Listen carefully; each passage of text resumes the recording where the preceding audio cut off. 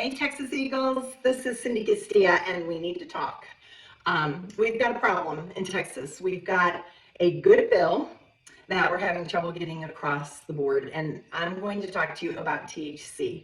So please hang with me, and let's go through why we support a complete ban for Texas. Please stick with me. In the 70s, you may have used marijuana, or your mom may have used marijuana, but this is not the 70s, 80s, or 90s THC. This is a product that people have discovered how to make incredibly strong.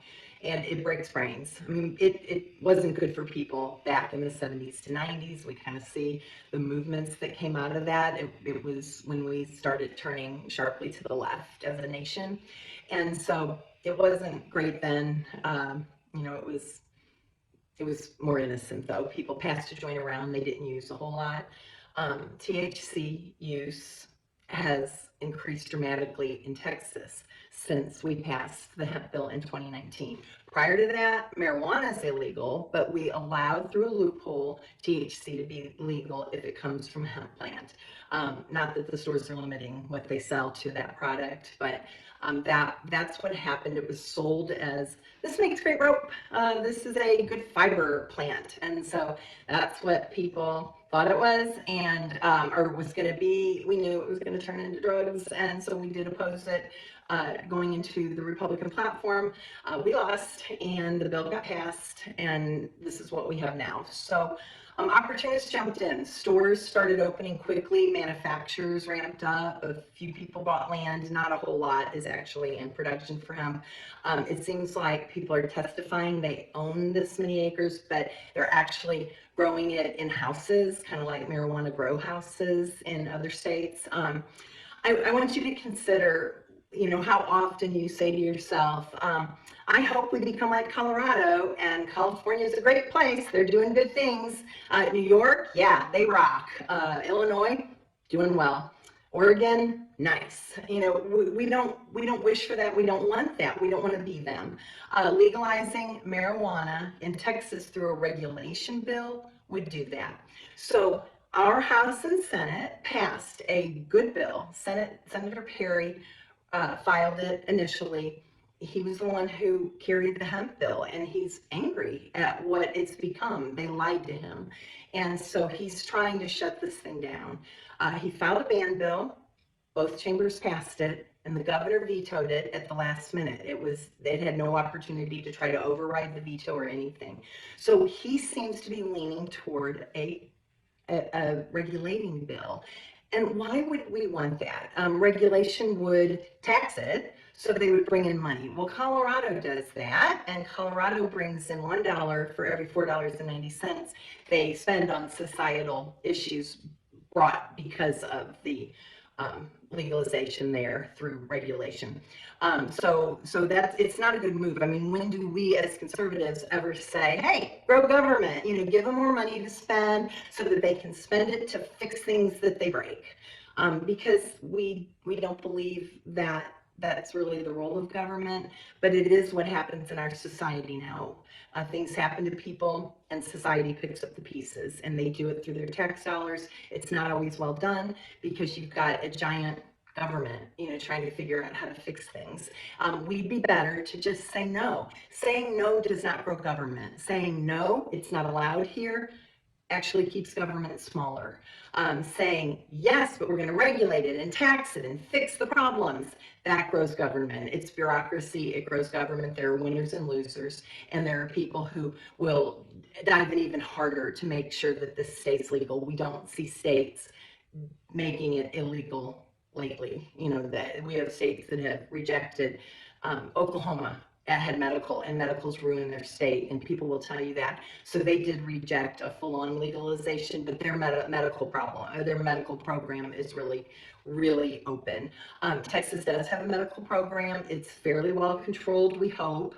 They expanded it. We didn't agree with that, but we have it. So people who really think they need it for a medical condition can get it in Texas. So you don't have to worry about that.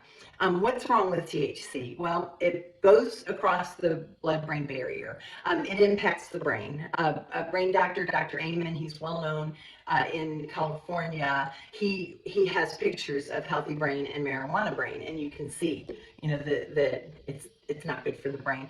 But beyond that, we see the evidence. We know that psychosis is related to high content THC or to even just frequent using of THC. But there are people who have psychotic episodes using marijuana, early in. They may use it the first time and feel a paranoid panic or hallucinate. And those people need to run from it because they're probably more likely to be the ones who actually have a brain break and end up with true psychosis and or bipolar disease or schizophrenia.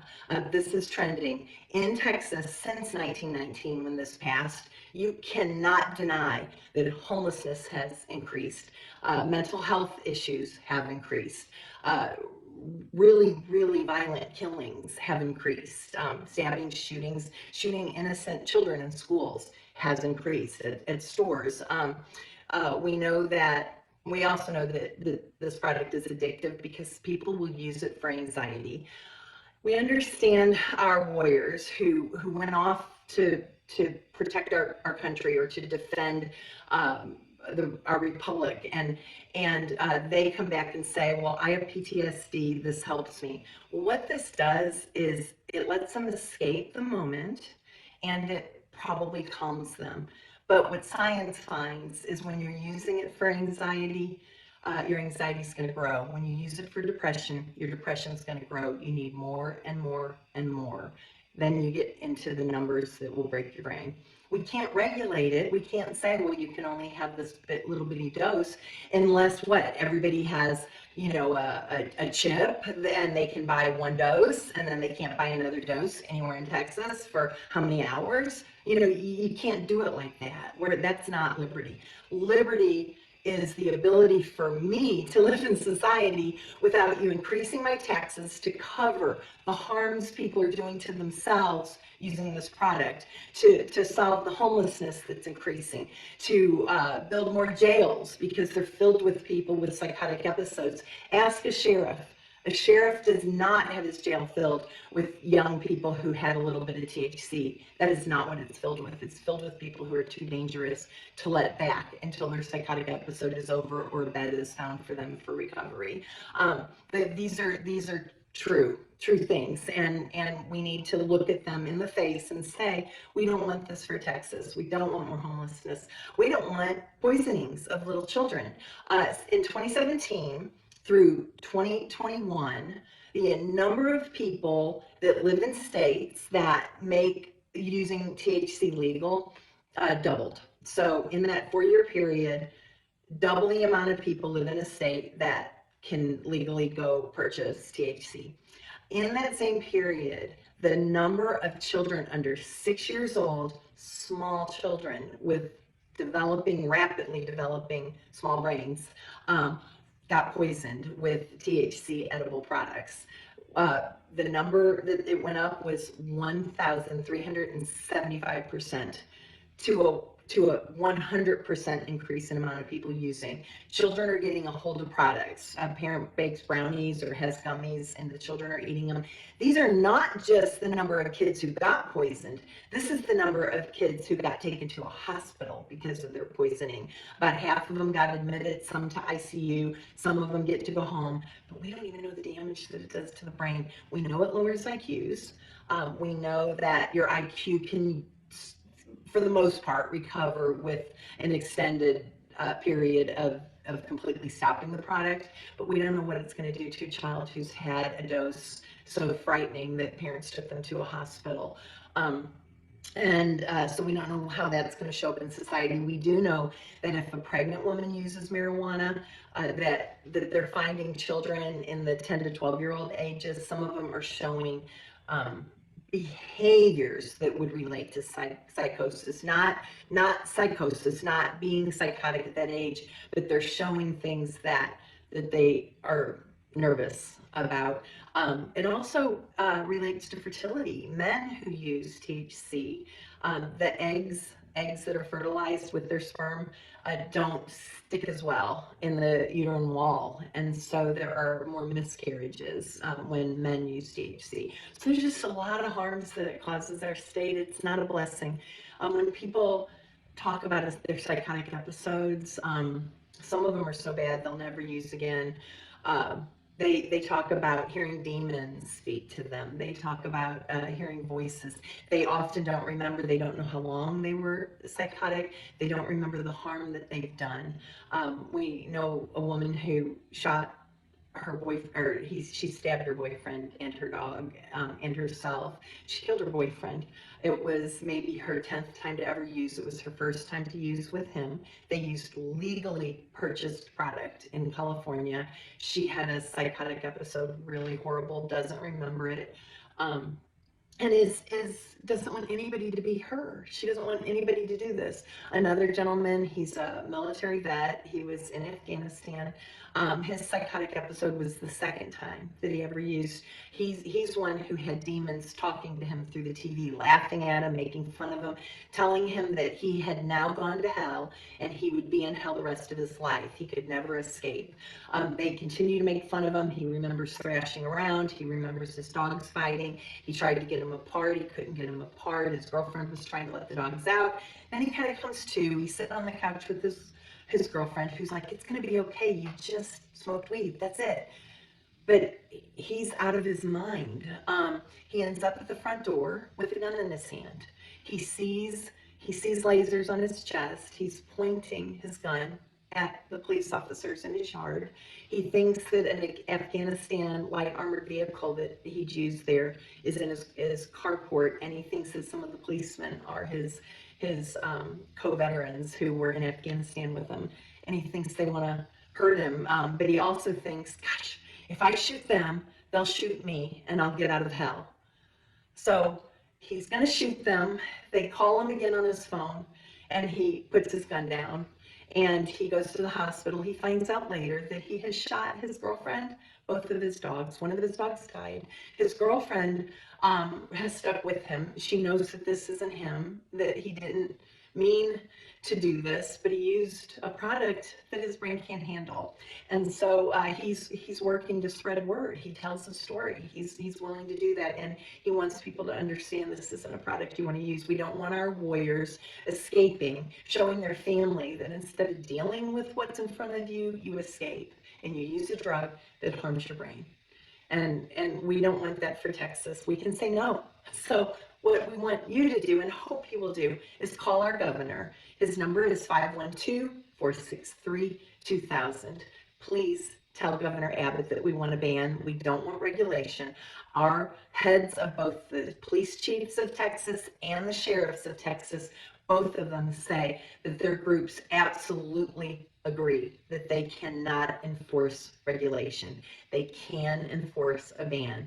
The ban bill takes away a lot of criminality for having marijuana. It lets people make a mistake. It lets them have had some several times, and there's not any serious consequence. I don't love that. I think sometimes you need a spanking when you do stupid, and so.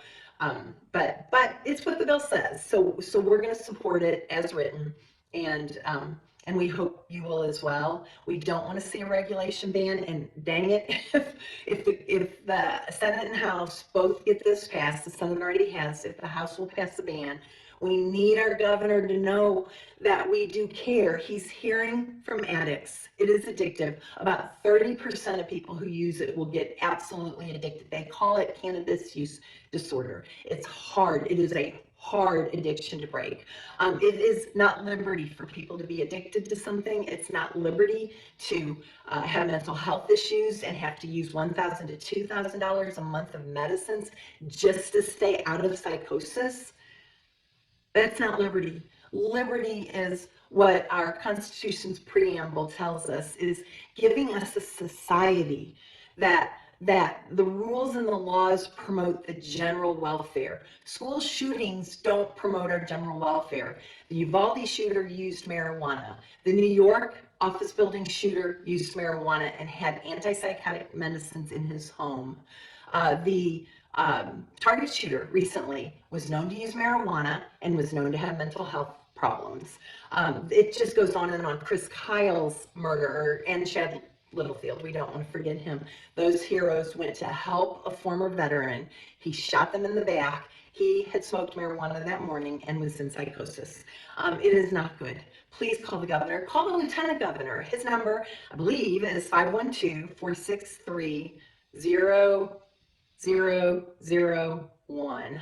And tell him that you appreciate his pushing and supporting his senators in giving us a ban of THC products. And if you want, you can tell him you hated his Hollywood bill. We've mentioned that to him before, but we do so appreciate that he cares about the children in Texas, the future of Texas, that Texans and Texas can thrive, and Texans can thrive. Um, we also wish you would call the House Public Health Committee. They are looking at these bills right now. We'd love them to just pass a ban and not even look at the regulation bills. There's been enough discussion on this. It's addicted people who are willing to call. It's those of us leading productive lives. We don't use drugs. It's harder for us to stop and make this phone call. Please make the phone calls. Please support a ban. Thank you for your time. Thank you for being Eagles. Thank you for loving our state and loving other people well enough to try to steward your government and help them do the right things.